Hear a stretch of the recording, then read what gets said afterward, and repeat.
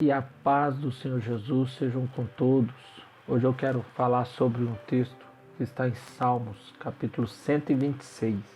A palavra do Senhor diz: Quando o Senhor restaurou a sorte de Sião, ficamos como quem sonha. Então a nossa boca se encheu de riso e a nossa língua de júbilo. Então, entre as nações se dizia: grandes coisas o Senhor tem feito por eles. Com efeito, grandes coisas o Senhor tem feito por nós. Por isso estamos alegres. Restaura, Senhor, a nossa sorte, como as torrentes do Negueb. Os que com lágrimas semeiam, com júbilo ceifarão. Quem sai andando e chorando enquanto semeia, voltará com júbilo, trazendo os seus feixes. Esse texto, quando o salmista escreve, ele apresenta três momentos: presente, passado e futuro. Se podemos tratar assim, então nos versículos de 1 a 3, o salmista está apresentando uma realidade passada. Ele apresenta um momento pós-exílico. Israel ficou 70 anos exilado na Babilônia, e quando Deus liberta aquele povo, a Bíblia diz que eles ficavam como quem sonha.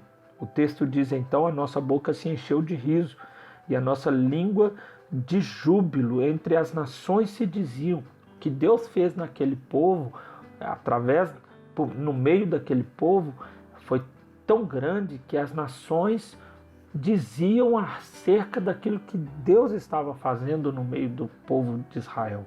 Então, foi um momento de grande júbilo, um momento de grande alegria, foi um momento de restauração, foi um momento onde o povo estava experimentando aquilo que eles vinham buscando há muito tempo, e Deus trouxe para eles esta graça, né? Esse favor de Deus veio sobre o povo de Israel.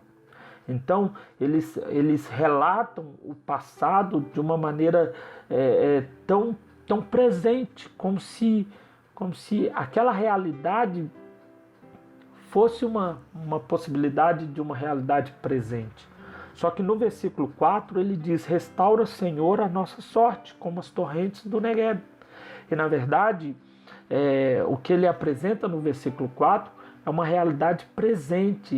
Ele de fato apresenta um momento em que Israel precisava novamente de uma restauração. E a história conta que quando as chuvas invernais vinham, enchiam os lugares altos, e quando os lugares altos já estavam cheios, eles transbordavam.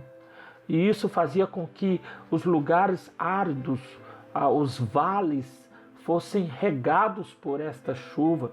E por onde essa água passava, nascia vida naquele lugar. Então ele faz um paralelo, como que a restauração que eles precisavam naquele momento fosse comparada ao deserto do Negueb.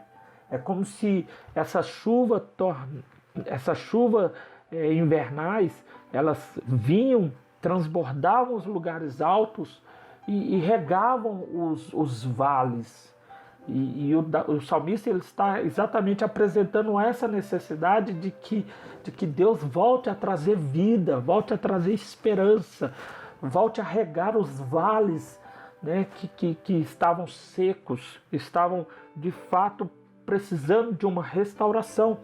E ele clama: restaura, Senhor, a nossa sorte, como as torrentes do Negueb. E nos versículos 5 até o 6, ele apresenta uma perspectiva futura. E ele diz: os que com lágrimas semeiam, com júbilo ceifarão. Quem sai andando e chorando enquanto semeia, voltará com júbilo, trazendo os seus feixes. Ou seja, ele sabe que a postura precisa ser diferente, a postura precisa ser daquele que realmente está disposto a se render, está disposto a regar o solo duro com lágrimas. Ele entende que a necessidade, sim, de um clamor por uma restauração, de um clamor por um novo tempo, né? Quero trazer à memória aquilo que pode nos dar esperança. A realidade do passado não quer dizer que é exatamente o que estamos vivendo no presente, e muito menos a perspectiva do futuro. Mas quando nós pensamos no passado, então tão somente nos traz a esperança de que o que Deus fez no passado, Ele também pode fazer no futuro, como também no presente. Então Ele está dizendo o seguinte: os que com lágrimas semeiam. É necessário nós termos uma postura diferente, muito mais do que assistirmos esse cenário devastador, esse cenário destruidor, muito mais do que apenas ficarmos comovidos com toda essa situação. É necessário nós nos rendermos, sim, com lágrimas nos olhos, clamando ao Senhor por misericórdia. Os que com lágrimas semeiam, com júbilo ceifarão. É hora da igreja se unir, é hora de nós levantarmos uma única bandeira, defendermos uma única doutrina, que é a doutrina de Jesus Cristo, que é a misericórdia do Senhor sobre o Brasil, sobre as nações. Quem sai andando e chorando enquanto semeia voltará com júbilo, trazendo os seus feixes. Quando nós oramos, o braço do Senhor age em nosso favor. Então, meus amigos, vamos clamar, vamos orar, vamos suplicar, vamos chorar, vamos nos prantear. Sim, não é tempo de outra coisa senão chorarmos mesmo por uma restauração. Restauração essa que possa mudar a história da nossa nação, mudar de fato a história do Brasil, e por que não dizer um sinal de um início de um grande avivamento sobre a igreja.